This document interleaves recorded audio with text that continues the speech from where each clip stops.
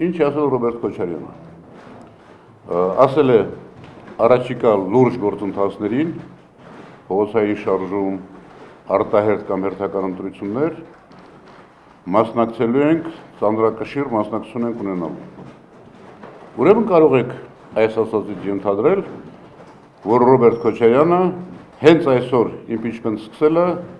լուրջ գործընթաց չի համարում։ Աղվան Վարդանյանը հիշեցնում է ամենամեծ ընդդիմադիր խմբակցության դիրքորոշումը 28 պատգամավոր պատրաստ է միանալ իմպիչմենտ սկսելու գործընթացին, աջակցելով վարչապետի այն թեկնածուին, որ կներկայացնեն նախաձեռնողները, մինչդեռ պատիվ ունեմից ասել են, որ թեկնածու այս պահին չունեն։ Վարդանյանի խոսքով, եթե նախաձեռնողների նպատակն իսկապես Փաշինյանի հեռացնելն է եւ ոչ թե Ռոբերտ Քոչարյանին ու Հայաստան խմբակցությանը թիրախավորելը, ապա քննարկումները պետք էր սկսել հենց վարչապետի թեկնածուի հարցից։ Բայց նաև արտախորհրդարանական բազմաթիվ ուժերի կարծես թե հիմնական թիրախը դարձել է այսօր Ռոբերտ Քոչարյանը։ Եվ դա վատ չէ։ Ում են թիրախավորում, ում են փորձում ազդեցությունը նվազեցնել, ով որ ուժեղ է։ Եվ ես վստահ եմ, որ այս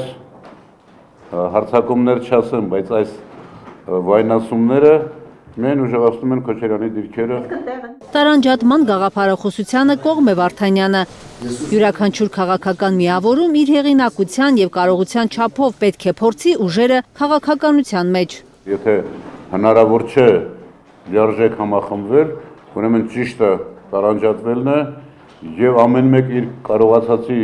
իմացածի, պատկերացրածի ձևով շարունակել պայքար այս չարիք իշխանության դեմ։ Հայաստան խմբակցության падգամավորը նորից է կոչ անում ընդդիմադիր ուժերին, ամենամեծ ընդդիմադիր խմբակցությանը թիրախավորելու փոխարեն թող աշխատեն ընտրություններում հաջողելու համար։ Այնպես որ յուրաքանչյուրը աշխատելու տեղ ունի։